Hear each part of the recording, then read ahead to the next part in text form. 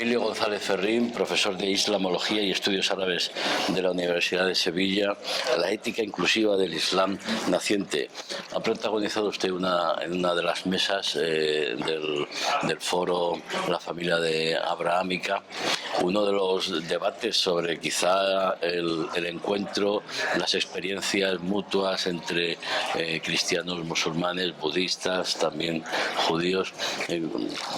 ¿Cómo valora el debate que hemos tenido esta mañana? Pues ha sido muy interesante. Yo tenía un propósito, tampoco era una excusa, sino realmente tenía una idea intelectual que quería volcar, y es que desde el punto de vista de una religión, de un sistema religioso, hay una apreciación emotiva de los hechos históricos, y desde fuera hay un desprecio también emotivo de los hechos.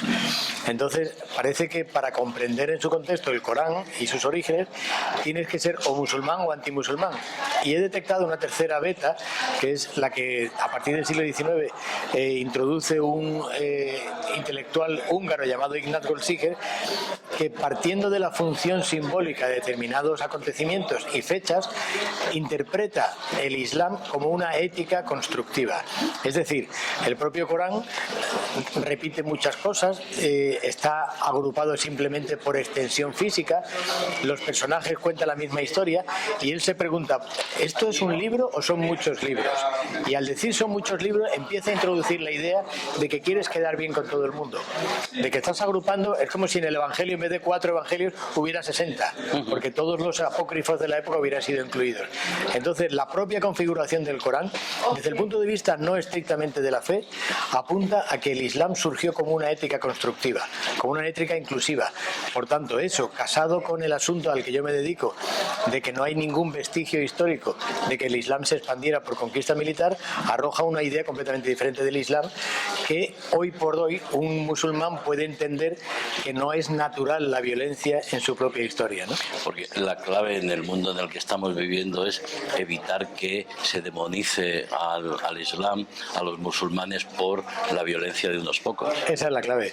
Pero claro, si lo que yo llamo el pacto de caballeros entre el islamismo radical y el anti-islamismo es que están los dos de acuerdo que se originó por la fuerza de las armas. Entonces, un chaval joven desubicado musulmán en Europa, en Estados Unidos, con 15 años, si tira de tradición, va a pensar que la naturalidad de su propia religión, de su identidad colectiva, va a ser la violencia. Por lo tanto, desmontar una violencia constructiva del Corán está construyendo a la vez un presente mucho más pacífico. Y en lo que es la familia abrahámica, ¿qué significa? ¿Qué paso podemos esperar de lo que es una convivencia con los acuerdos de Abraham, que tiene una dimensión política de seguridad, pero también muy ciudadana y que debe afectar también a las relaciones interreligiosas? Hombre, yo apostaría por la idea de la familia abrahámica en el sentido ético, en el sentido religioso, pero ya no sé yo si el político. Es decir, sirve para el encuentro entre sistemas religiosos, entre creyentes de 3 fes diferentes, pero los llamados acuerdos de Abraham no han incluido a la mitad de la parte implicada en esos acuerdos. Por ejemplo, los palestinos, por ejemplo, un montón de países árabes que no están ahí. Por lo tanto, eso es un acuerdo norteamericano del Golfo de cara a la galería, que tiene un nombre muy bonito porque aprovecha todo lo que estamos hablando, pero tiene un recorrido mínimo. Yo lo que confío es que en esos acuerdos de Abraham se incluya realmente a la otra parte contratante, por así decirlo. Trabaje, ¿no?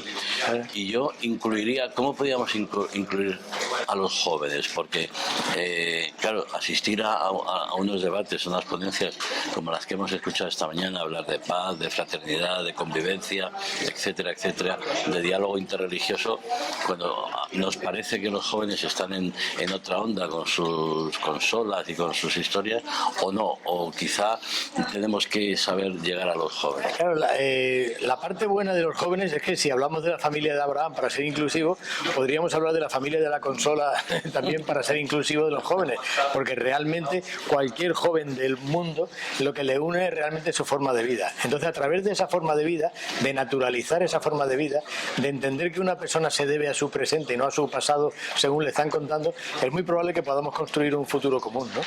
A mí me parece que las religiones no dialogan la gente que pertenece a esas religiones. Sí, claro. Por lo tanto, si el diálogo es a través de Internet o a través de Twitter, bienvenido sea el diálogo. No, hay que utilizar las herramientas modernas para poder introducir ese tipo de mensajes, de debates, para que la gente conozca, porque muchas veces el enfrentamiento o quienes pretenden enfrentarnos utilizan el desconocimiento para avivar clichés. Esa es la clave. La clave es focalizar determinados puntos intermedios que ya están existiendo.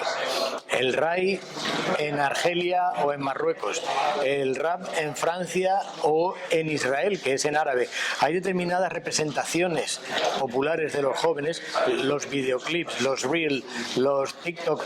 Hay un mundo intermedio que está compartiendo una forma de vestir, una forma de comunicarse musicalmente, una forma temática, unos intereses que son siempre los de la juventud. Pues hacer ver que se diga en árabe, en francés o en inglés es exactamente igual. Y entonces empezamos a romper esa barrera que parece que nos separa mediante la religión, ¿no? Profesor, pues muchísimas gracias, muy interesante. Encantado, muchas gracias. Okay.